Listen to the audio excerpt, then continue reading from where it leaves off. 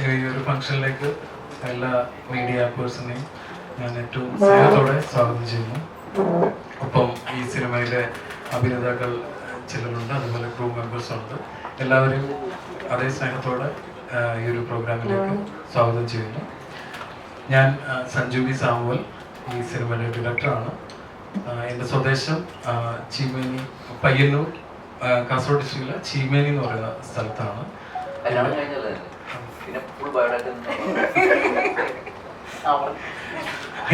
മാരീഡാണ്. Anjana. Okay. Assistant ഡയറക്ടറായിട്ട് work ചെയ്യുന്നുണ്ടായിരുന്നു. എൻ്റെ ആദ്യത്തെ മൂവി അസിസ്റ്റന്റ് ഡയറക്ടറായിട്ട് ഓം ശാന്തി ഓശാനയായിരുന്നു. അതിൻ്റെ ഡയറക്ടർ എൻ്റെ ഗുരു ആൻ്റണി ജോസഫ് സാർ അവിടെ ഉണ്ട്. പിന്നെ അടുത്ത സിനിമ സെക്കൻഡ് ക്ലാസ് യാത്രയായിരുന്നു. അതിനുശേഷം അമർ അക്ബർ അന്തോണി. ഈ 3 സിനിമയും പ്രൊഡ്യൂസ് ചെയ്തിരിക്കുന്നത് ഒരു പ്രൊഡ്യൂസറാണ്. അത് ആൽവിൻ ആൻ്റണി ആണ്. അദ്ദേഹം അനന്യ ഫിലിംസിൻ്റെ ബാനറായിരുന്നു. ശേഷം ഞാൻ ആദ്യമായി ചെയ്യുന്ന സിനിമ കപ്പ്. അതിലേക്ക് വന്നപ്പോൾ അദ്ദേഹം തന്നെ അത് പ്രൊഡ്യൂസ് ചെയ്യാമെന്ന് പറയുന്നു. അങ്ങനെ കാര്യങ്ങൾ മുന്നോട്ട് പോകുന്നു. ആ ഒരു സിനിമയിലേക്ക് ഒരു പ്രൊഡ്യൂസറും കൂടെ വരികയാണ്. അതായത് ആൽവിൻ ആൻ്റണി സാറിൻ്റെ വൈഫ് ഏഞ്ചലീന മേരി. അപ്പോൾ ഈ ഒരു ഫംഗ്ഷനിൽ ഞങ്ങളൊക്കെ ഇങ്ങനെ കുറച്ച് നേരം വെയിറ്റ് ചെയ്തെന്ന് തോന്നുന്നു. എനിക്ക് സന്തോഷം എല്ലാവരും കൂടെ ഒത്തുകൂടി വന്നതിൽ. ഈ ഒരു ഔപചാരികമായി എല്ലാവരും ഒരിക്കൽ കൂടെ സ്വാഗതം ചെയ്യുന്നു. ഒപ്പം ഞാൻ നമ്മുടെ പ്രൊഡ്യൂസർ ഏഞ്ചലീന മേരി ചേച്ചി മാഡമാണ്. അതേപോലെ നെക്സ്റ്റ് എൻ്റെ സിനിമാറ്റോഗ്രാഫർ നിഖിൽ എസ് പ്രവീൺ, ഡയറക്ടറും റൈറ്ററും എൻ്റെ ഗുരുവായിട്ടുള്ള ജൂഡ് ആൻ്റണി ജോസഫ് സാർ, അനിഘ സുരേന്ദ്രൻ, അതുപോലെ നമിത പ്രമോദ് ആൻഡ് ആനന്ദ് റോഷൻ. ഇവരാണ് ഇപ്പോൾ വേദിയിലുള്ളത്. ഈ സിനിമയിലെ സെൻട്രൽ ക്യാരക്ടർ അവതരിപ്പിച്ചിരിക്കുന്നത് മാത്യു തോമസ് ആണ്.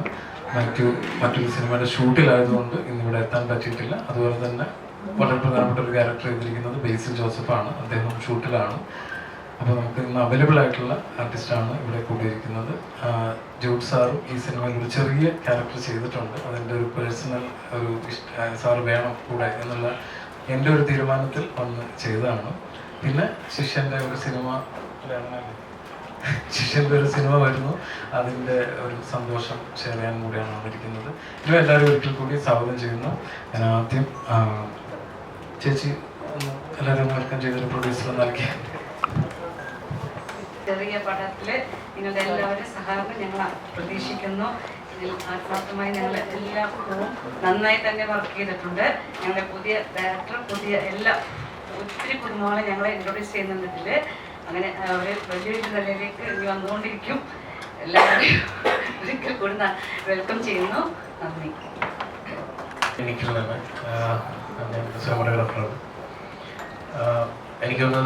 2011 തൊട്ടുള്ളൊരു പരിചയമാണ് സഞ്ജുവായിട്ട്. സഞ്ജു ന്യൂയിൽ പഠിക്കുമ്പോൾ ആ സമയത്ത് ഞാൻ കൊച്ചിൻ മീഡിയ സ്കൂളിലായിരുന്നു. അന്നോട്ടുള്ളൊരു പരിചയത്തിൻ്റെ ഭാഗമായിട്ടാണ് ഇന്ന് 27 റിലീസ് ചെയ്യുന്ന കപ്പ് എന്ന സിനിമയിൽ വരെ എത്തി നിൽക്കുന്നത്. നല്ല അടുത്ത സുഹൃത്തുക്കളായിരുന്നു ഞങ്ങൾ. അതിനുശേഷം ഒന്നിച്ച് വർക്ക് ചെയ്യണം എന്നുള്ളൊരു ആഗ്രഹം ഞങ്ങൾ പരസ്പരം പങ്കുവയ്ക്കുകയും അതിൻ്റെ ഭാഗമായിട്ടാണ് കപ്പ് എന്നുള്ള സിനിമ യാഥാർത്ഥ്യമാവുകയും ചെയ്തിരിക്കുന്നത്. Anyway thank you so much. Sanju പറഞ്ഞ പോലെ ഞാൻ ഒരു ഗുരു ഒന്നുമല്ല.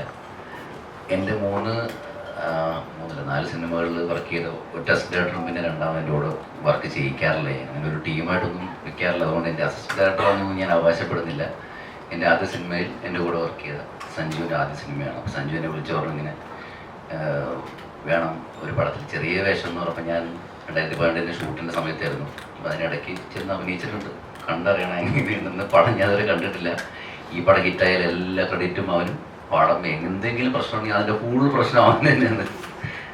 പക്ഷേ എനിക്ക് ഭയങ്കര ഇഷ്ടമുള്ള ഒരാളാണ് സഞ്ജു. കാരണം സഞ്ജു എൻ്റെ പടത്തിൽ വരുമ്പോൾ ഓം ശാന്തി ഓശാനിൽ ആദ്യം ക്ലാപ്പ് ചെയ്തിരുന്നത് വേറൊരാളായിരുന്നു. അപ്പോൾ ഒരു മടിയനായിരുന്നു പുള്ളിക്ക് കാലിന് നീരാണെന്നൊക്കെ പറഞ്ഞ ഇടയ്ക്ക് ഇങ്ങനെ മുങ്ങി.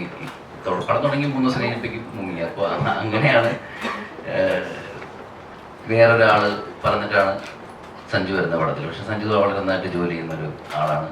സിനിമയോടൊക്കെ വളരെ പാഷനുള്ള ഒരാളാണ്. അപ്പോൾ ആ തരത്തിൽ സഞ്ജു ഉടനെ തന്നെ സിനിമ ചെയ്യുമെന്ന് എനിക്കറിയായിരുന്നു. കാരണം എൻ്റെ കൂടെ വർക്ക് ചെയ്യുന്ന ADs-ന്റെ അടുത്ത് ഞാൻ പറയാറുള്ള ഒരു കാര്യമുള്ളൂ, 3 സിനിമയ്ക്കുള്ള അസിസ്റ്റന്റ് ആയിട്ട് വർക്ക് ചെയ്തത്, അതിന് മുമ്പ് പടം ചെയ്തോളാം എന്നൊക്കെ പറയാറുണ്ട്. അതുപോലെ കറക്റ്റായിട്ട് 3 സിനിമയൊക്കെ നിർത്തി. അവൻ എന്നെ വിളിച്ച് പറഞ്ഞു, ഞാൻ നിർത്തുകയാണ്, എൻ്റെ 3 പടമായിരുന്നു. അപ്പോൾ അതുപോലെ തന്നെ ഞാൻ ചെയ്തു. എൻ്റെ ഫസ്റ്റ് പടത്തിൻ്റെ പ്രൊഡ്യൂസർ തന്നെയാണ് ഇതിൻ്റെയും പ്രൊഡ്യൂസർ. അത് ഭയങ്കര സന്തോഷമുള്ള കാര്യം. ആലിഞ്ഞിട്ട് ചേച്ചിയുണ്ട്. അപ്പോൾ അത് വളരെ സന്തോഷമാണ്. അപ്പോൾ ഇങ്ങനെ ഒരു നമ്മുടെ സ്വന്തം ആളുകൾ എന്ന് പറയാവുന്ന ഒരു, പിന്നെ മാത്യു, ബേസിൽ, അങ്ങനെ കുറേ ആൾക്കാരുണ്ട് ഈ സിനിമയിൽ.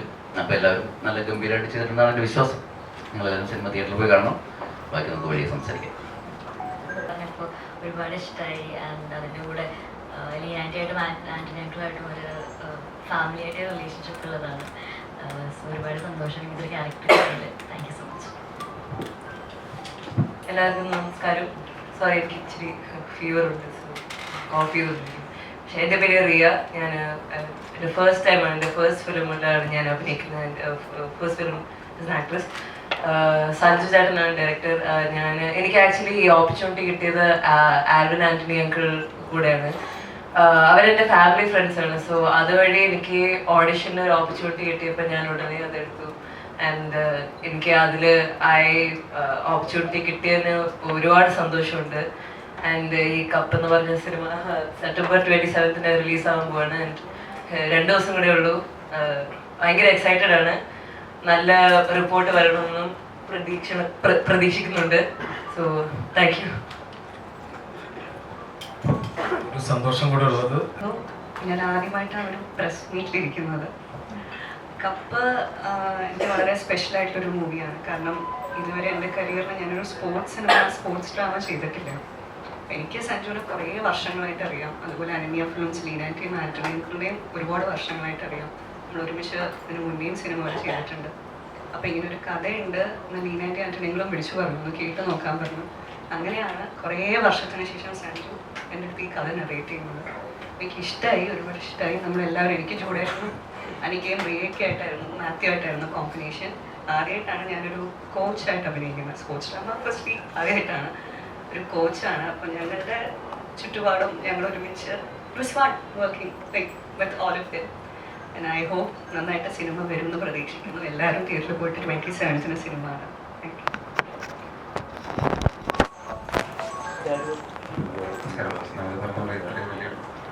ആദ്യമായിട്ടാണ് സഞ്ജുവായിട്ടുള്ളൊരു ഫ്രണ്ട്ഷിപ്പ് തന്നെയാണ് കപ്പിലേക്ക് എന്നെ എത്തിച്ചത്.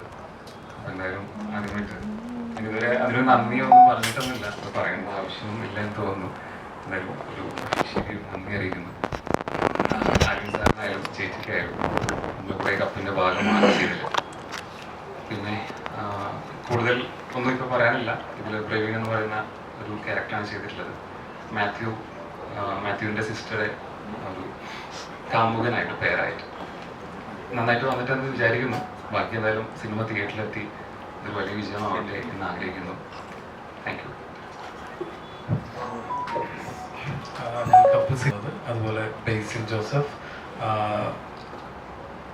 കാർത്തിക് വിഷ്ണു, പിന്നെ ഇവിടെ മൃണാലിനി സൂസൻ ജോർജ്, പ്രവീൺ എന്ന ക്യാരക്ടർ ചെയ്യുന്ന ആളുടെ പേരായിട്ട് അഭിനയിക്കുന്നത്.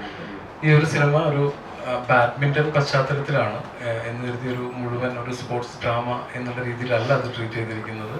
അത് ഒരു വില്ലേജ് ബാഡ്മിൻ്റൺ എന്നുള്ള രീതിയിലൊക്കെ ആണ് ട്രീറ്റ് ചെയ്തിരിക്കുന്നത്. അതുപോലെ ഫാമിലിയുടെ ഒരു ഇമോഷൻസും റിലേഷൻ കണക്ഷൻ അതിൻ്റെയൊക്കെ ഒരു ഇമോഷൻ പറയുന്ന തരത്തിലൊരു ട്രീറ്റ്മെൻറ്റാണ് ഈ ഒരു സിനിമയുടെ കഥ പറയുന്നത്.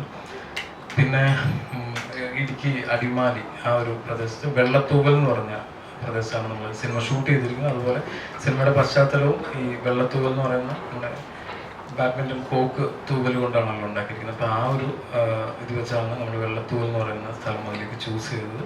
ഒരു നാട്ടിൻപുറത്ത് നടക്കുന്ന ഒരു സിനിമയാണ്. ഉച്ച കഴിഞ്ഞ നേരമായതുകൊണ്ടാണെന്ന് തോന്നുന്നു എല്ലാവരും ഇങ്ങനെ ഞങ്ങളായാലും ഭയങ്കര ഡൗൺ ആയിട്ടിരിക്കുന്നു. ഇനി അതൊന്ന് മാറണം. സോ മീഡിയ നിങ്ങൾക്ക് നിങ്ങളോട് ക്വസ്റ്റ്യൻസ് ചോദിക്കുന്ന ഒരു സമയത്തിലേക്ക് കടക്കാം. Thank you. യെസ്, അൽഫോൺസ് പുത്രൻ, അൽഫോൺസ് ചേട്ടനാണ് ഈ സിനിമ പ്രസൻറ്റ് ചെയ്യുന്നത്. അത് എന്നെ സംബന്ധിച്ചൊരു വലിയൊരു ഭാഗ്യമായിട്ട് കാണുന്ന ഒരു കാര്യമാണ്. ജസ്റ്റ് ഒരു സിനിമയുടെ പ്രസൻറ്റർ എന്നുള്ള ഒരു പേര് ഇങ്ങനെ ഒരു ബ്രാൻഡ് നെയിം യൂസ് ചെയ്യുന്ന പോലെ അല്ല. ഈ സിനിമയുടെ തുടക്കം മുതൽ എനിക്ക് വേണ്ടിയിട്ട് ഇതിൻ്റെ ക്യാരക്ടറുകൾ ആരെ കാസ്റ്റ് ചെയ്യണം അങ്ങനെയുള്ള കാര്യങ്ങളിലൊക്കെ ഇടപെട്ടിട്ടുണ്ടായിരുന്നു. സ്ക്രിപ്റ്റും കാര്യങ്ങളൊക്കെ ഒരു ഡിസ്കഷൻ ഉണ്ടായിരുന്നു. അതേപോലെ അതിനുശേഷം നമ്മൾ അന്നേരം പ്രസൻറ്റർ എന്നുള്ള രീതിയിൽ അങ്ങനെ വെക്കാമെന്ന് പരിഗണന ഉണ്ടായിരുന്നില്ല. പക്ഷെ പിന്നീട് തോന്നിയപ്പോൾ ഈ സിനിമ കുറെ കൂടെ ആളുകളിലേക്ക് എത്തേണ്ടതുണ്ട്. അതിനും ഒപ്പം ഈ അൽഫോൺസ് പുത്രൻ എന്ന് പറയുന്നത് ഈ കപ്പ് എന്ന് പറയുന്ന മൂവിയുടെ പ്രൊഡ്യൂസർ ആൽവിൻ ആന്റണിയുടെയും ഏഞ്ചലിന മേരി അവരുടെ മകളുടെ ഹസ്ബൻഡാണ്. സോ ആ ഒരു കണക്ഷൻ കൂടെ ഉണ്ട്. അങ്ങനെ ആ സിനിമയിലേക്ക് ഒന്നും പറയാം.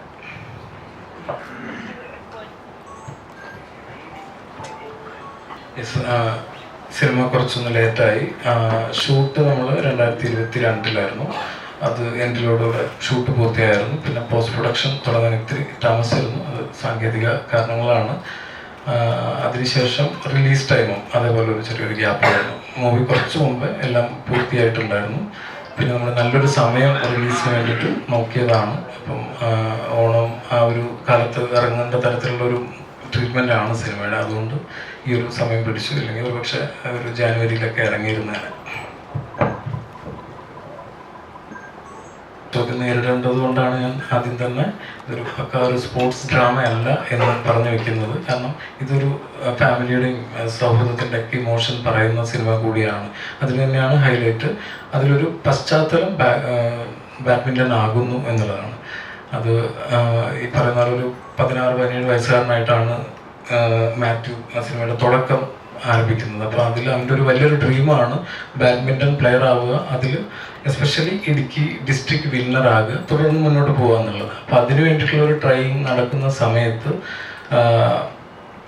അവൻ അതിലേക്ക് ഒറ്റയ്ക്കൊന്നും നേടാൻ പറ്റത്തില്ല. അപ്പോൾ ആ സമയത്ത് അവൻ അതിനുവേണ്ടി തേടുന്ന വഴികളും ആ വഴികളിൽ ഉണ്ടാകുന്ന ബുദ്ധിമുട്ടുകളും കാര്യങ്ങളും പറഞ്ഞു പോകുന്നുണ്ട്. അതിനപ്പുറത്തൊരു കണക്ഷൻ, ഫാമിലിയുടെ ഒരു കണക്ഷനെ കുറച്ചുകൂടെ ഒരു ആ ഒരു പിന്നെന്താ ഇൻസിഡൻസും കാര്യങ്ങളൊക്കെ കുറെ കൂടെ കൂടുതൽ ഇൻക്ലൂഡ് ചെയ്തിട്ടുള്ള ഒരു സിനിമ തന്നെയാണ്. നമിത ആദ്യമായിട്ടാണ് ഇങ്ങനൊരു വേഷം ചെയ്തു പറഞ്ഞു. എന്തെങ്കിലും റെഫറൻസോ അല്ലെങ്കിൽ ഇതിനു വേണ്ടി എന്തെങ്കിലും പുതിയ കാര്യങ്ങൾ എന്തെങ്കിലും ചെയ്തിട്ടുണ്ടോ? ബാഡ്മിൻ്റൺ പഠിച്ചു. അത് ആക്ച്വലി ഞാൻ വിചാരിച്ചിരുന്നു എനിക്ക് അടിപൊളിയായിട്ട് ബാഡ്മിൻ്റൺ കളിക്കാൻ പറ്റും. ഞാൻ നല്ല നാടൻ രീതിയിൽ ബാഡ്മിൻ്റൺ കളിക്കും. ചെറുപ്പത്തിൽ നമ്മളൊക്കെ പഠിക്കുമല്ലോ, അങ്ങനെയൊക്കെ കളിക്കുമായിരുന്നു. പക്ഷെ ഇവിടെ വന്ന സഞ്ജുവിൻ്റെ അടുത്ത് പറഞ്ഞിട്ടുണ്ടായിരുന്നു കുറച്ച് ദിവസം ട്രെയിനിങ് എടുക്കണം. അപ്പോൾ ഉണ്ണി എന്ന് പറഞ്ഞിട്ടൊരു കോച്ചുണ്ട്, അപ്പോൾ അക്കാഡമിയിലൊക്കെ വർക്ക് ചെയ്യുന്നു. അപ്പോൾ ഉണ്ണി ഞങ്ങൾക്ക് കുറച്ച് ദിവസം ട്രെയിനിങ് തന്നിട്ടുണ്ടായിരുന്നു. ട്രെയിനിങ്ങിൻ്റെ ഫസ്റ്റ് ദിവസം മനസ്സിലായി ഞാൻ കളിച്ചിരുന്നത് മൊത്തം പൊട്ടത്തെറ്റായിരുന്നു. അങ്ങനെ ഒരു 2-3 ദിവസം അവിടെ നിന്ന് from the very beginning bat എങ്ങനെ പിടിക്കണം, ലൈക്ക് എങ്ങനെ സർവീസ്, അങ്ങനെ എല്ലാ കാര്യങ്ങളും ആദ്യം തൊട്ടേ കുട്ടികൾക്ക് പറഞ്ഞു കൊടുക്കുന്ന പോലെ പറഞ്ഞു തന്നു. അങ്ങനെയായിരുന്നു ഒരു പ്രിപ്പറേഷൻ. എനിക്ക് തോന്നുന്നു ഒരു ബേസിക് ഒരു ചെറിയ വർക്ക്ഷോപ്പ് പോലെ തരുവാണെങ്കിൽ ആക്ടേഴ്സിന് അത് ഭയങ്കര നല്ലതായിരിക്കും. ആ ക്യാരക്ടർ മോൾഡ് ചെയ്യാൻ വേണ്ടിയിട്ട് അതിൻ്റെ അതെന്തായാലും വർക്കിൽ റിഫ്ലക്റ്റ് ചെയ്യും. എനിക്കും ഭയങ്കര എക്സൈറ്റ്മെൻ്റ് ആയിരുന്നു. കാരണം ഇതുവരെ ചെയ്യാത്തൊരു സംഭവമാണല്ലോ എന്താണെന്ന് അറിയാൻ വേണ്ടിയിട്ട്. പക്ഷെ കുഴപ്പമില്ലാതെ വന്നിട്ടുണ്ടെന്ന് തോന്നുന്നുണ്ട്. അതൊക്കെ സിനിമ റിലീസാകട്ടെ. അല്ല, ഞങ്ങൾക്കാണ് കോമ്പിനേഷൻ മൊത്തം. അപ്പോൾ അത് ആ ഫിലിമിൻ്റെ ഒരു ക്രൂഷ്യൽ പാർട്ടാണ്. സിനിമ റിലീസായിട്ട് നിങ്ങൾ പോയി കാണും, അപ്പോൾ മനസ്സിലാവും.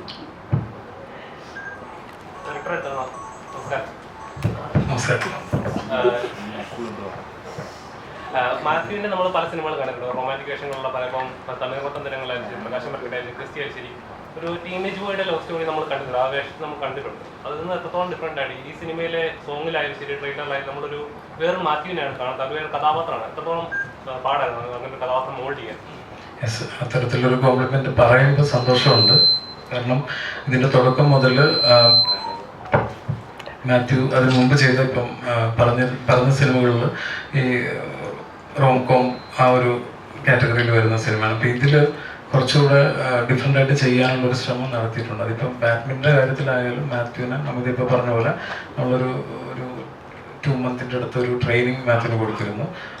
അത് ഏറ്റവും നന്നായിട്ട് അവൻ ചെയ്തിട്ടുണ്ട്. അത് സിനിമയിലെ കളിയുടെ പോർഷൻ അങ്ങനെ ഭീകരമായിട്ടുള്ള സിനിമ അല്ലെങ്കിൽ പോലും അതിൽ അവൻ നന്നായിട്ട് അത് ചെയ്തിട്ടുണ്ട്. അതോടൊപ്പം മാത്യുവിന് തന്നെ പേഴ്സണലി ഒരുപക്ഷെ നിങ്ങൾ ചോദ്യം ചോദിക്കാനുണ്ടായ കാരണം ചില സിമിലാരിറ്റി ഈ ലവ് ട്രാക്കിൽ കണ്ടിട്ടുണ്ടാവാം. അപ്പോൾ അതൊന്ന് മാറ്റി പിടിക്കാൻ ശ്രമിച്ചിട്ടുണ്ട്. പിന്നെ സിനിമ പറയുന്നതും ഒരു ലവ് ട്രാക്കിനപ്പുറത്ത് അവൻ്റെ ഒരു എയിം, പാഷന് സിനിമ അതാണ് പറയുന്നത്. ഒരുപക്ഷെ അതിലേക്ക് അവൻ കൂടുതൽ എയിം വെച്ചുകൊണ്ട് പെർഫോം ചെയ്തതിൻ്റെ ഭാഗമായിട്ട് ആ ഒരു ഡിഫറൻസ് ഫീൽ വന്നിട്ടുണ്ട്. നിങ്ങളത് എടുത്തു പറയുമ്പോൾ ഒരുപാട് സന്തോഷം.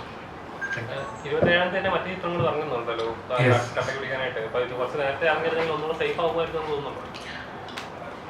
അതിപ്പം ഓണത്തിന് ഇറക്കാന്നുള്ളൊരു പ്ലാൻ ഉണ്ടായിരുന്നു. അതേപോലെ എനിക്കൊരു പേഴ്സണൽ ആഗ്രഹം ഉണ്ടായിരുന്നു. പക്ഷെ അത് നമ്മുടെ ഈ കുറച്ചും കൂടെ വലിയ സിനിമകൾ ആ സമയത്ത് വരുന്നത് കൊണ്ട് തിയേറ്ററുകളുടെ എണ്ണം കുറഞ്ഞു പോകണ്ട എന്നുള്ള തീരുമാനം കൊണ്ട് ഈ ഒരു സമയത്തേക്ക് മാറ്റിയതാണ്. അനിക പാൻ ഇന്ത്യൻ പ്രൊജക്ട്സ് ഒക്കെ ചെയ്തിട്ട് പാൻ ഇന്ത്യൻ നടിയായി മാറിയിട്ടുണ്ട്. ഇതിലേക്ക് വന്നത് പറഞ്ഞ പോലെ ലീനാൻ്റെയും ആൻറ്റണിയും വഴിയാണ്. അപ്പോൾ ഞങ്ങൾ തമ്മിൽ ഫാമിലി ആയിട്ട് known each other for a long time. അപ്പോൾ അങ്ങനെ സഞ്ജു ചേട്ടൻ വന്ന് പറഞ്ഞു കഥ. ഒരു ചെറിയ റോളാണെങ്കിലും ഒരു നൈസ് സംഭവമായിരുന്നു. അപ്പോൾ അങ്ങനെയാണ് ഈ ഇതിലേക്ക് വരുന്നത്. റിയ ആദ്യത്തെ സിനിമയാണെന്ന് പറഞ്ഞു. അപ്പൊ എങ്ങനെയുണ്ട് ഈ അനികിന്റെ കൂടെ നവീദിന്റെ കൂടെ ഒക്കെ ചെയ്യുമ്പോ എങ്ങനെയുണ്ട്? കട്ടയ്ക്ക് പിടിച്ചെന്നോ? പിടിച്ചൊക്കെ എനിക്ക് അത് നല്ലൊരു എക്സ്പീരിയൻസ് ആയിരുന്നു. പിന്നെ എനിക്ക് പണ്ടേ തൊട്ട് അനിക്കയും നമി ചേച്ചീനെ അറിയാം. സോ അതുകൊണ്ട് എനിക്ക് കുറച്ചും കൂടെ ഒരു കംഫർട്ടബിൾ സ്പേസും ഉണ്ടായിരുന്നു. സോ എനിക്ക് നമ്മൾ BTS ടൈമിലൊക്കെ നല്ല കുറച്ച് ഫണ്ണായിരുന്നു. പക്ഷെ അല്ലാതെ അഭിനയിക്കുമ്പോൾ നല്ലതായിട്ട് എനിക്ക് നല്ല സ്പേസ് തന്നു. സോ എനിക്കൊരു ഫിയറോ ഒരു പേടിയോ തോന്നിയില്ല. ഒരു ഫസ്റ്റ് സീൻ ഫസ്റ്റ് ടേക്ക് അങ്ങനെ ഒരു പേടി തോന്നിയില്ല. എനിക്ക് ഒരു റീഅഷുറൻസ് എനിക്കൊരു നല്ല space, good space for help അങ്ങനെയായിരുന്നു. സോ അങ്ങനെ പിടിച്ചു നിൽക്കാൻ അങ്ങനെ ഒരു പേടിയൊന്നും ഇല്ലായിരുന്നു. It was nice, it was very chill. നമസ്കാരം. നമസ്കാരം. ദേഷ്യപ്പെടുകയോ വഴക്കുറയൊക്കെ ചെയ്യണം, അതിന് എന്തെങ്കിലും പരമിട്ടുണ്ടായിരുന്നോ? ആദ്യം എങ്ങനെ തോന്നി എന്നെ വിളിച്ചപ്പോൾ സാർ വന്നേ പറ്റുള്ളൂ, ഒരു ചെറിയ വേഷം അഭിനയിക്കാം. അപ്പം ഞാൻ ചോദിക്കുകയും ചെയ്തു നിനക്ക് എന്നെ ലൊക്കേഷനിൽ ചീത്ത പറയാനുള്ളതാണെന്ന് ചോദിച്ചു. പക്ഷെ അങ്ങനെ സംഭവിച്ചില്ല. അവൻ ഭയങ്കര കൂളായിരുന്നു. ഞാനും അങ്ങനെ വെറുതെ ഒന്നും ആരും ചീത്ത പറയാറില്ല. കറക്റ്റ് ജോലി എടുക്കാത്തവർ മാത്രമേ ചീത്ത കേൾക്കാറുള്ളൂ. സഞ്ജു ചീത്ത കേട്ടിട്ടില്ലെന്നാണ് എൻ്റെ ഓർമ്മ. ഇല്ല, സഞ്ജുവും അങ്ങനെ നല്ല കാര്യങ്ങൾ കൃത്യമായിട്ട് സമയത്ത് എല്ലാം തുടങ്ങും. ഷോർട്ട് ഡിവിഷൻ ആയാലും അവന് കൃത്യമായിട്ട് എല്ലാത്തിനെ കുറിച്ച് പ്ലാൻ ഉണ്ടായിരുന്നു. എനിക്ക് വേണം പറ്റില്ല. ക്ലൈമാക്സ് ചെയ്യുന്ന സമയത്ത് ഒത്തിരി ആൾക്കാരുണ്ട്. അതും പക്ഷെ വളരെ കൈയടക്കത്തോടെ തന്നെ സഞ്ജു എല്ലാം ചെയ്യുന്നുണ്ടായിരുന്നു. അപ്പോൾ എനിക്കങ്ങനെ പ്രത്യേകിച്ച് അങ്ങനെ തോന്നിയില്ല. പക്ഷെ ഞാൻ ആ സമയത്ത് എൻ്റെ പടത്തിൻ്റെ ഷൂട്ടിലായിരുന്നുകൊണ്ട് എനിക്ക് എൻ്റെ സീൻ മാത്രമല്ല ഈ സിനിമയെ കുറിച്ച്. അപ്പോൾ ഞാൻ ചോദിച്ചില്ല എന്താ സംഭവിക്കുന്നത്. ഞാനവിടെ വരിക, അഭിനയിക്കാൻ അപ്പോൾ തന്നെ വണ്ടി കയറി പോകാൻ എൻ്റെ പടത്തിൻ്റെ ഷൂട്ടിങ് അങ്ങനെ പോയിക്കൊണ്ടിരിക്കുമായിരുന്നു. പക്ഷേ എനിക്ക് തോന്നുന്നു അവിടെ ഞാൻ സംസാരിച്ചപ്പോൾ മാത്യു ഉണ്ടായിരുന്നു, ഗുരു സോമസുന്ദർ ഉണ്ടായിരുന്നു അന്ന് ലൊക്കേഷനിൽ. അപ്പോൾ അവരൊക്കെ പറഞ്ഞ് ഭയങ്കര നല്ല രീതിയിൽ വന്നിട്ടുണ്ട്. പിന്നെ ഈ പറഞ്ഞ പോലെ ബാഡ്മിൻ്റൺ കളിക്കുന്നുണ്ടായിരുന്നു. ഞാനും ഒരു കോച്ചായിട്ടാണ് അഭിനയിക്കുന്നത്. പക്ഷേ എനിക്കറിയില്ല എങ്ങനെ കളിക്കേണ്ടത്. പക്ഷെ അവിടെ നിന്ന് പിള്ളേരൊക്കെ നല്ല രീതിയിലൊക്കെ ബാഡ്മിൻ്റൺ കളിക്കുന്നത് നല്ലൊരു ഇതായിരുന്നു. പക്ഷേ എൻ്റെ ടൈമിങ് മാറിപ്പോയി. ഞാൻ എൻ്റെ പടത്തിൻ്റെ ഷൂട്ടിൻ്റെ ഇടയ്ക്ക് വന്നത്. അപ്പോൾ അതുകൊണ്ട് എനിക്കധികം എൻജോയ് ചെയ്യാൻ പറ്റില്ല. സാർ, പലപ്പോഴും പല സിനിമകൾ ഇറങ്ങുമ്പോൾ നമ്മൾ വിചാരിക്കും ഇത് നമ്മൾ വിജയിക്കും, അല്ലെങ്കിൽ അത്രത്തോളം എഫേർട്ട് ഇട്ടുള്ളൂ. പക്ഷെ പ്രേക്ഷകരാണ് തീരുമാനിക്കുന്നത് ഏത് സിനിമ വിജയിക്കണം തോൽക്കണം എന്നുള്ളത്. എന്നാൽ കൂടുതൽ പ്രൊമോഷൻസ് ചെയ്ത് തന്നെ ഭയങ്കര ഹൈപ്പ് കൊടുക്കുക പല ചിത്രങ്ങളും വിജയിക്കുന്ന കാണാറില്ല. ഇപ്പം തന്നെ ഇപ്പോൾ ഓണത്തിന് ഇറങ്ങിയ നല്ല ചിത്രങ്ങൾ ഉണ്ടായിരുന്നു. അതിൽ വാഷ് ഔട്ടായി പോകുന്ന ചിത്രങ്ങളുമുണ്ട്. എന്നാൽ ഒട്ടും പ്രതീക്ഷിക്കാതെ തന്നെ വലിയ വിജയം നേടിയ സിനിമകളും ഉണ്ട്. അപ്പം ഒരു സിനിമയെ വിജയിപ്പിക്കാനായിട്ട് പ്രൊമോഷൻസ് എന്താ പറയുക വലിയൊരു ഘടകമാണെന്ന് വിശ്വസിക്കുന്നുണ്ടോ? അത് പബ്ലിസിറ്റി തന്നെയാണ്. അല്ല, പ്രൊമോഷൻ വേണം. പക്ഷെ നമുക്കൊരു പ്രൊമോഷൻ കൊണ്ട് മാത്രം ഒരു നല്ല സിനിമ വിജയിക്കില്ല. ഒരു നല്ല സിനിമയാണെന്ന് അതിൻ്റെ കണ്ടന്റ് തന്നെയാണ് എല്ലാ കാലത്തും സംസാരിക്കുകയുള്ളൂ. അല്ലെ നമ്മൾ വേറെ ആൾക്കാർ എന്തൊക്കെ പറഞ്ഞിട്ടൊരു കാര്യമില്ല. അപ്പോൾ പടം നല്ലതാണെങ്കിൽ എന്തായാലും ഓടും. എന്താ പറയുക, നമ്മുടെ സിനിമകളായപ്പോലും നമ്മൾ ഫസ്റ്റ് ഡേ ഒത്തിരി ആൾക്കാർ പ്രതീക്ഷയൊക്കെ വരുന്ന സമയത്ത് ആരും ഉണ്ടാവാറില്ല തിയേറ്ററിൽ. പക്ഷേ ഒരു ഫസ്റ്റ് ഷോ അല്ലെങ്കിൽ ഒരു നോൺ ഷോ ഒക്കെ കഴിഞ്ഞ ഒരു സമയത്ത് ആൾക്കാർ പറഞ്ഞ് കേട്ട് അങ്ങനെ തന്നെയാണ് പടം ഹിറ്റ് ആവുന്നത്. ഇപ്പോൾ എല്ലാ സിനിമകളും അങ്ങനെ, ഏത് വലിയ സിനിമ എടുത്താലും ചെറിയ സിനിമ എടുത്താലും കണ്ടന്റ് വളരെ നല്ലതാണെങ്കിൽ സിനിമ എന്തായാലും ഓടും. പിന്നെ പ്രൊമോഷൻ അതിന് ഒന്ന് പുഷ് ചെയ്യും എന്ന് മാത്രം. ഇപ്പോൾ തമിഴ് ചെയ്യുന്ന ഓരോ കഥാപാത്രം എടുത്ത് നോക്കിയാൽ കുറച്ചൊരു ഡെപ്ത് ഉണ്ട്. നമ്മൾ ഓർത്ത് വെക്കുന്ന ടൈപ്പ് കഥാപാത്രം. ഇപ്പം മലയാളത്തിൽ ചെയ്യുന്ന നല്ല കഥാപാത്രങ്ങളാണ് തീർച്ചയായും. പക്ഷേ ഇച്ചിരി കൂടെ ഡെപ്ത് ഉള്ള ഡീപ്പായിട്ടുള്ള കഥാപാത്രങ്ങൾ തമിഴ് ചെയ്യുന്ന ഫീൽ ചെയ്തിട്ടുണ്ട്. അപ്പോൾ മലയാളത്തിൽ എന്തുകൊണ്ട് ഇതുപോലത്തെ കഥാപാത്രങ്ങൾ കിട്ടുന്നില്ല? കുറച്ച് അല്ലെങ്കിൽ ഈ സ്ഥിരം റൊമാൻറ്റിക് അല്ലാത്ത ടൈപ്പ് ഇച്ചിരി ബോൾഡായിട്ടുള്ള കഥാപാത്രങ്ങൾ വന്നിട്ടുണ്ടെങ്കിൽ ആഗ്രഹിച്ചിട്ടുണ്ടോ? തമിഴിൽ അങ്ങനെ കിട്ടിയത് മൈ ലക്കാണ്. നല്ല സ്ക്രിപ്റ്റ്സ് കിട്ടി, വലിയ വലിയ ആൾക്കാരോട് അഭിനയിക്കാൻ കിട്ടി. So that's all purely luck and I am very grateful for that. പക്ഷെ മലയാളത്തിൽ ഞാൻ അങ്ങനത്തെ ക്യാരക്ടേഴ്സ് ചെയ്തിട്ടുണ്ട്. പക്ഷെ ഈയിടെയായിട്ട് ഞാൻ വെയിറ്റിംഗ് നല്ല സ്ക്രിപ്റ്റിന് വേണ്ടി. അങ്ങനെ നല്ലത് കിട്ടിയാൽ ഞാൻ വെയിറ്റ് ചെയ്തുകൊണ്ടിരിക്കുകയാണ് നല്ല സ്ക്രിപ്റ്റിനും എല്ലാത്തിനും വേണ്ടിയിട്ട്. ജൂഡ് സാർ ഇപ്പോൾ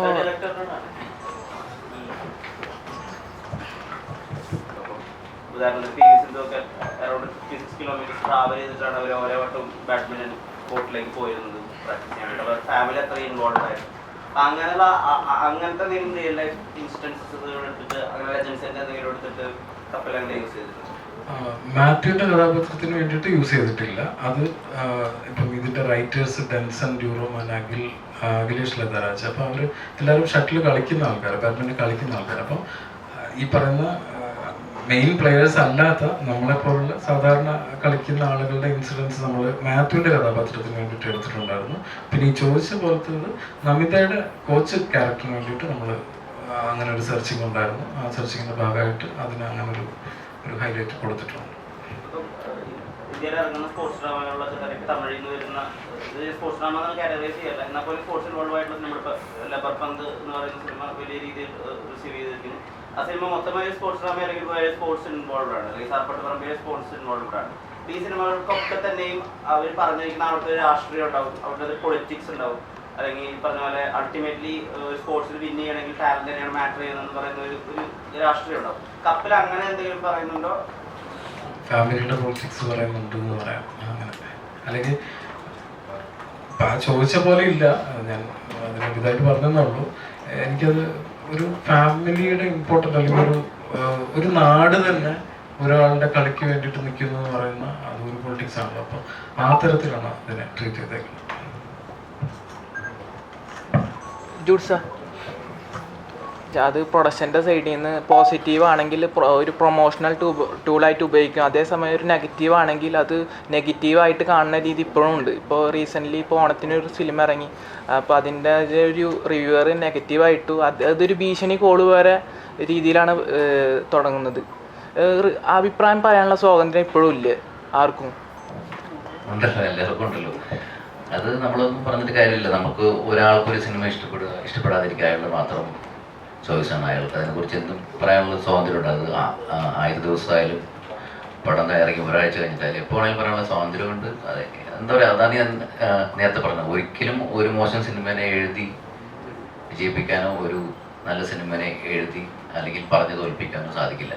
പിന്നെ അതിൻ്റെ പുറകിൽ നിന്നാവുന്ന വിവാദങ്ങൾ അറിയാലോ, ഓരോരുത്തർക്കും ഓരോ സ്വഭാവമാണ്. നമ്മളിപ്പോൾ ഒരു സാധനം ഇഷ്ടപ്പെട്ടില്ല എന്ന് പറയുമ്പോൾ കഷ്ടപ്പെട്ട് ചെയ്ത ഒരു സിനിമ വേറൊരാൾ ഇഷ്ടപ്പെട്ടില്ല എന്ന് പറയുമ്പോൾ നമുക്ക് പെട്ടെന്ന് എന്തെങ്കിലും വിഷമം വരും. അപ്പോൾ അതിൻ്റെ ഭാഗമായിട്ടുണ്ടാവുന്ന പ്രതികരണങ്ങളായിരിക്കും. അതിനെ മൈൻഡ് ചെയ്യേണ്ടതാണ് എൻ്റെ ഒരു അഭിപ്രായം.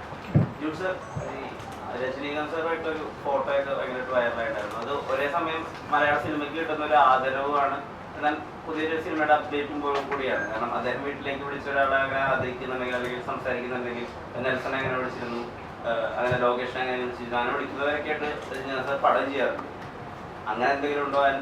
ആ ഇന്ററാക്ഷനിൽ അദ്ദേഹം മലയാള സിനിമയെ പറ്റിയിട്ട് 2018 പറ്റിയിട്ട് എന്താ പ്രിസൈസ് ആയിട്ട് പറഞ്ഞൊന്ന് ഷെയർ ചെയ്യാം. 2018 കണ്ടിട്ട് സാറ് പറഞ്ഞത് അതെങ്ങനെയാണ് ഷൂട്ട് ചെയ്തതെന്ന് ചോദിച്ചു. അപ്പോൾ ഞാൻ പറഞ്ഞു ഇങ്ങനെയാണ് ഷൂട്ട് ചെയ്തത്, ഞങ്ങളൊരു ടാങ്ക് ഉണ്ടാക്കി, ടാങ്കിലാണ് നിറച്ചത്, വീടുകൾ നിറച്ചു, അങ്ങനെ ഫുൾ കഥ പറഞ്ഞു പടം ഷൂട്ട് ചെയ്തതിന്. സാറ് പറഞ്ഞത് ഭയങ്കര റിയലിസ്റ്റിക് ആയിട്ട് തോന്നുന്നുണ്ട്, ഗംഭീരമായിരിക്കുന്നു എന്ന് പറഞ്ഞു. വേറെ ഒന്നും പറഞ്ഞില്ല.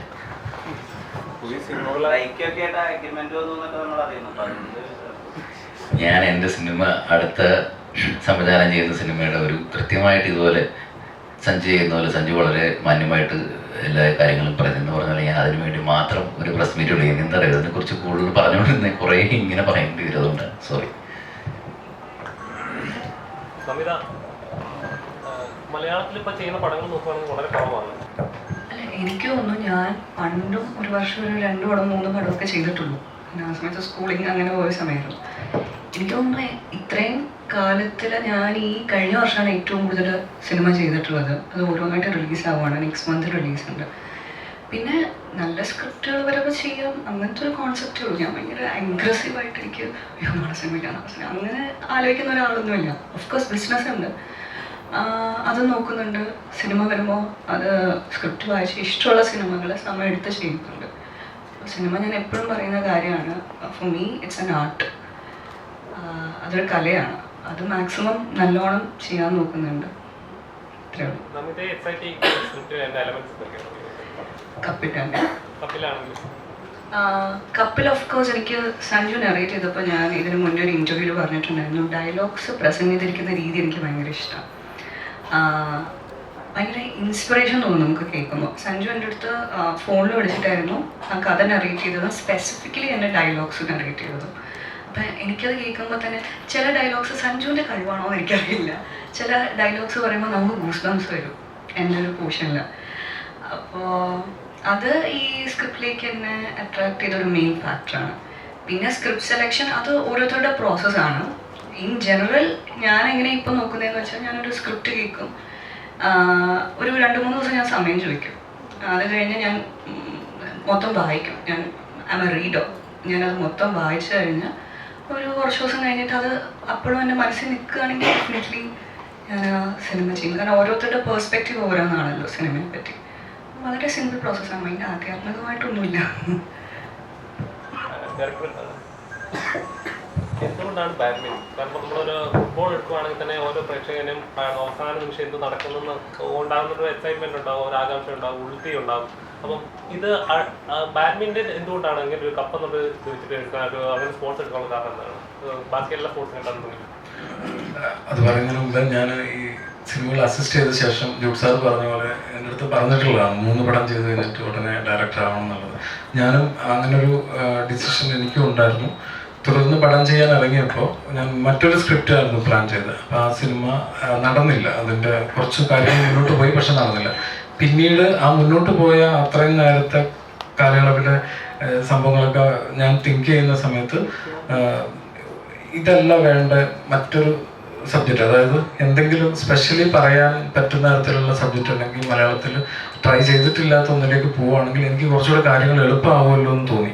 അങ്ങനെ ഒരു പ്ലാൻ ഉണ്ടായിരുന്നു. പിന്നെ നമ്മൾ ഈ ആർട്ടിസ്റ്റിലേക്കൊക്കെ എത്താൻ വേണ്ടിയിട്ട് ഒരു യാത്രയുണ്ടല്ലോ, അത് ചില സമയങ്ങളിൽ ഒന്നും അതിനനുസരിച്ച് ഒത്തു വരണമെന്നില്ല. അതുകൊണ്ട് തന്നെ എനിക്ക് പേഴ്സണലി ഭയങ്കര ഇഷ്ടമുള്ള ഒരു ആക്ടറാണ് ചേതൻ. അപ്പം ഗപ്പി സിനിമയിലെ ചേതൻ. അപ്പം ചേതന എനിക്ക് പരിചയമുണ്ട്. ഈ സിനിമയിൽ തന്നെ കാർത്തിക്, വിഷ്ണു അവരെല്ലാം ഗപ്പിയിൽ ഒന്നിച്ചുണ്ടായിരുന്നവർ. അപ്പം ആ തരത്തിൽ എനിക്ക് പരിചയമുള്ളതുകൊണ്ട് എനിക്ക് പരിചയമുള്ള ഒരു ആക്ടറിനെ വെച്ചൊരു സിനിമ ചെയ്യാം എന്നുള്ള തരത്തിലാണ് ഞാൻ ഈ ഒരു കഥയുടെ ഒരു ഓൺലൈനും കാര്യങ്ങളിലേക്കൊക്കെ പോകുന്നത്. അങ്ങനെ വന്നപ്പോഴാണ് ചേതന വെച്ചുള്ളൊരു സിനിമ, അതിന് എന്തെങ്കിലും സ്പെഷ്യാലിറ്റി വേണമല്ലോ എന്നുള്ള തോന്നലിലാണ് ബാഡ്മിൻ്റൺ ഞാൻ നോർമലി കളിക്കാറുണ്ട്. അപ്പോൾ ആ ഒരു തോട്ടിലോട്ട് പോകുന്നത്. എന്തുകൊണ്ട് ക്രിക്കറ്റ്, ഫുട്ബോൾ എന്ന് പറഞ്ഞു കഴിഞ്ഞാൽ ഇവിടെ ഓൾറെഡി മലയാളത്തിൽ അത്തരം സിനിമകൾ വന്നിട്ടുണ്ട്. അപ്പോൾ എനിക്ക് സ്പെഷ്യലി ഒന്നും കാണിക്കാൻ അതിനകത്ത് മേ ബി ഉണ്ടാവില്ലായിരിക്കാം. അപ്പോൾ അതുകൊണ്ട് ഞാൻ ബാഡ്മിൻ്റണിലേക്ക് പോയി. പിന്നെ എന്നെ സംബന്ധിച്ച് മറ്റേ തൂവൽ, പറക്കുക, ഉയരുക ഇങ്ങനെയുള്ള വേർഡ് പോലും എനിക്ക് ഭയങ്കര ഫീല് തരുന്ന കാര്യങ്ങൾ. അപ്പോൾ അങ്ങനെയൊക്കെ ബാഡ്മിൻ്റണിലേക്ക് എത്തുന്നു. അപ്പം ചേതനുമായിട്ടാണ് ഞാനിത് ചേതനൊപ്പം ഒരു സിനിമ ചെയ്യണം. അത് ഇന്നും എൻ്റെ ഒരു ഡ്രീമാണ്. എനിക്ക് ഭയങ്കര ഇഷ്ടമുള്ള ഒരു ആക്ടറാണ്.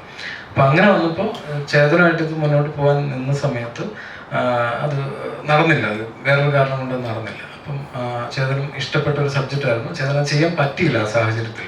അങ്ങനെ വന്നപ്പോൾ എനിക്കാണെങ്കിൽ ഞാൻ ഒരു പടം ഇറങ്ങിയിട്ട് പിന്നെ ചെയ്യാൻ ഇറങ്ങിയിട്ട് നടക്കാതെ വരികയും വീണ്ടും ഗ്യാപ്പ് വരുന്നത് കൊണ്ട് എനിക്ക് ഇമ്മീഡിയറ്റ്ലി അത് ചെയ്യുകയും വേണം.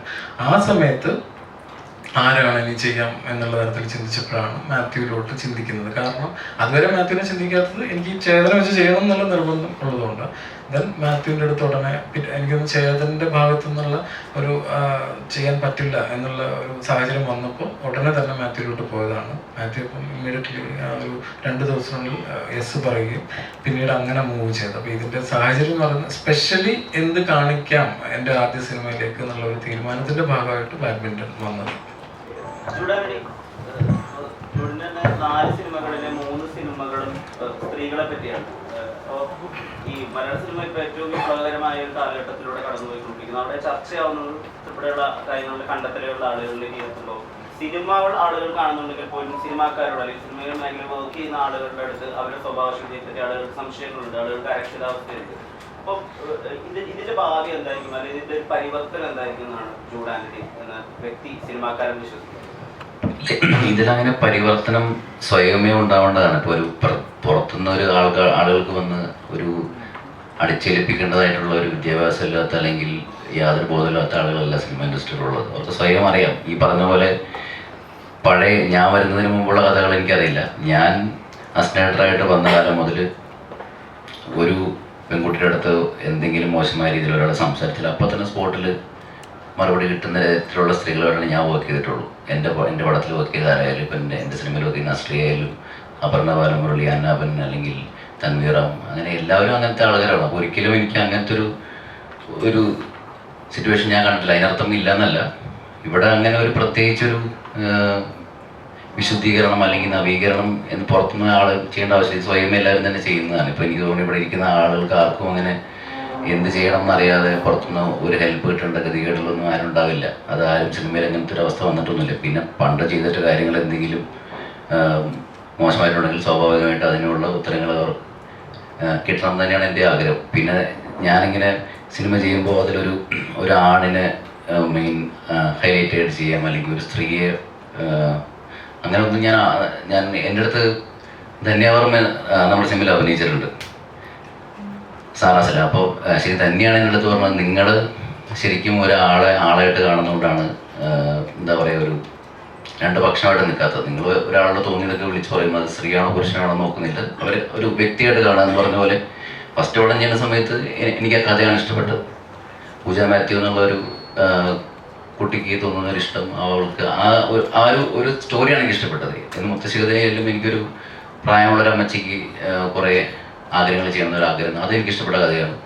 സാറാസായാലും എന്താ പറയുക, ഒരു കുട്ടിക്ക് അവളുടെ ശരീരത്തിൽ അവൾക്കാണ് ഏറ്റവും കൂടുതൽ സ്വാതന്ത്ര്യം തോന്നുന്ന ഒരു കഥയാണ്. അപ്പോൾ ഈ പറഞ്ഞ പോലെ 2018 എൻ്റെ വീട്ടിൽ വെള്ളപ്പൊക്കം വന്നിട്ട് എനിക്ക് തോന്നിയൊരു കഥയാണ്. അപ്പോൾ എനിക്ക് ഇഷ്ടപ്പെടുന്നത് കഥകളാണ്, അല്ലാതെ ഇന്ന ആളെ വെച്ച് സിനിമ ചെയ്യണം എന്നൊക്കെ ആഗ്രഹമുണ്ടുള്ളൂ. ഇപ്പോൾ നമുക്കെന്നെ ചെയ്യണമെന്നൊരു ആഗ്രഹമുണ്ട്, ലാലേട്ടൻ വെച്ച് സിനിമ എന്ന് പറഞ്ഞ് ഞാൻ അവർക്ക് വേണ്ടി സിനിമകൾ ഉണ്ടാക്കാൻ നോക്കാറില്ല.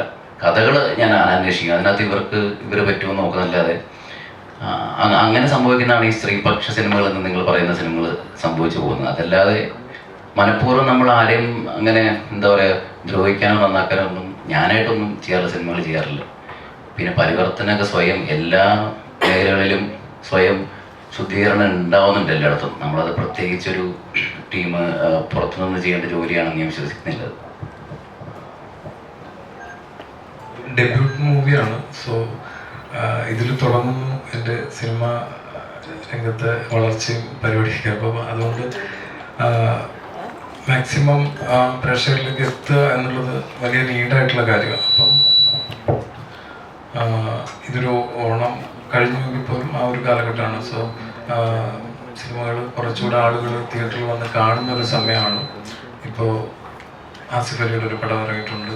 അപ്പം അത് കാണുമ്പോൾ കണ്ടന്റിന് കുറച്ചുകൂടെ പ്രാധാന്യം ഉണ്ട് എന്നുള്ളൊരു തോന്നൽ വളരെയധികം ഉണ്ട്. അപ്പം അതുപോലെ ആ ഒരു കോൺഫിഡൻറ്റും ഉണ്ട്, കണ്ടന്റ് ആളുകൾക്ക് ഇഷ്ടപ്പെടുന്നുള്ള. ഇപ്പം തീർച്ചയായിട്ടും ഒരു തവണയെങ്കിലും നിങ്ങൾക്ക് ഈ സിനിമ കണ്ടിരിക്കാൻ അല്ലെങ്കിൽ അത്തരത്തിൽ നിങ്ങളത് ഹാപ്പി ആക്കും എന്നുള്ളത് എനിക്ക് വിശ്വാസമുണ്ട്. സോ എല്ലാവരും തിയേറ്ററിൽ പോയി കാണുക എന്നുള്ളതാണ്. Thank you.